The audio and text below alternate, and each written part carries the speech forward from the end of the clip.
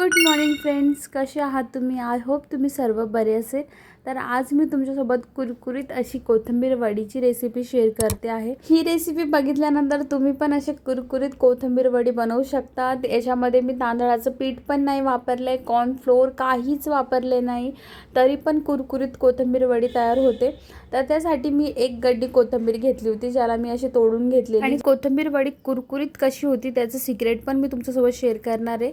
तर चला बघूया. तर इथे मी 2 वाटी बेसन घेतलं होतं. त्यानंतर इथे मी एक ठेसा तयार केला आहे, ज्याच्यामध्ये मी लसूण, हिरवी मिरची आणि जिरं घेतलं होतं. त्याला मी अशी बारीक पेस्ट बनवून घेतलेली आणि त्यानंतर मी अर्धा चम्मच इथे ओवा घेतलेला आहे. आता मी जे तुम्हाला सांगते आहे ना, ते सिक्रेट आहे कोथिंबीर वडी कुरकुरीत होण्याचं. तर इथे मी बेकिंग सोडा घेतलेला आहे. कोथिंबीर वडी जो कुरकुरीपणा येतो ना, तो सोड्याने येतो. तर इथे मी अर्धा चम्मच सोडा घेतला आहे आणि त्याच्या बाजूला मी हिंग घेतलेली आहे. त्यानंतर मी इथे मीठ घेतलेलं आहे आणि 2 मोठे चम्मच मी तीळ घेतले. तिळाचा टेस्ट मला कोथिंबीर वडीत आवडतो, त्यामुळे मी थोडी जास्त घेतलेली आहे. तुम्ही कमीही करू शकतात. त्याच्यानंतर मी कोथिंबीरला बारीक कापून घेतलेली आहे. एक गड्डी कोथिंबीरमध्ये मी 2 मोठ्या वाट्या बेसन घेतलं होतं. तर बेसनचं प्रमाण तुम्ही कमी जास्त करू शकतात, पण मी एका गड्डेमध्ये 2 मोठ्या वाट्या बेसन वापरलं होतं. बेसन टाकल्यानंतर मी याच्यामध्ये ओवा टाकते. ओव्याला आपण थोडासा हाताने क्रश करून घेऊ, त्याच्याने टेस्ट अजून छान होतो. त्याच्यानंतर मी इथे तीळ टाकली आहे. तिळीचं प्रमाण तुम्ही कमीही करू शकतात किंवा अजून वाढवू पण शकतात. मला खूप आवडतो तिळीचा टेस्ट याच्यामध्ये, त्यामुळे मी तीळ याच्यात जास्त टाकलेली आहे. त्याच्यानंतर मी जो ठेसा तयार करून घेतला होता तो टाकला आणि त्याच्यानंतर मी याच्यामध्ये बेकिंग सोडा आणि हिंग टाकली आहे आणि मीठ टाकून घेतलं आहे. तर आता ना इथे आपण थोडं थोडं पाणी देऊन हे मिक्स करून घेऊ, सगळं पीठ मळून घेऊ. आणि आपण याचं खूप असं टाईट पण पीठ नाही मळायचं आहे आणि खूप पातळ पण नाही करायचं आहे. जसं आपण वड्यांना करतो ना, त्याच्यापेक्षा थोडंसं अजून टाईट पीठ ठेवायचं आहे याचं. तर इथे तुम्ही बघू शकता मी मिक्स केलेलं आहे आणि मी तुम्हाला दाखवते पण आहे की पीठ कशा प्रकारे तयार झालेलं आहे. म्हणजे खूप असं पातळही नाही आहे आणि खूप टाईट पण नाही आहे. अशा प्रकारचं आपल्याला हे पीठ तयार करून घ्यायचं आहे. त्याच्यानंतर आपल्याला एक अशी प्लेट घ्यायची आहे आणि त्या प्लेटीला आपण ऑइल लावून घेऊ. पूर्ण प्लेटीला आपण ऑइल लावू आणि जे मिक्सचर आपण बनवलं होतं ना कोथिंबीर वडीचं, ते ह्या प्लेटीत टाकून देऊ. आणि ते बघू शकता तुम्ही मी कशा प्रकारे टाकलेलं आहे.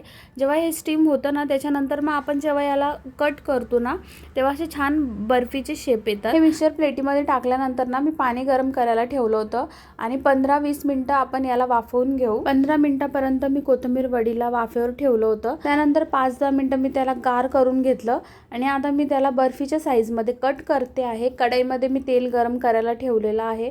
तुम्ही तव्यावर पण फ्राय करू शकतात किंवा कढईमध्ये पण करू शकतात.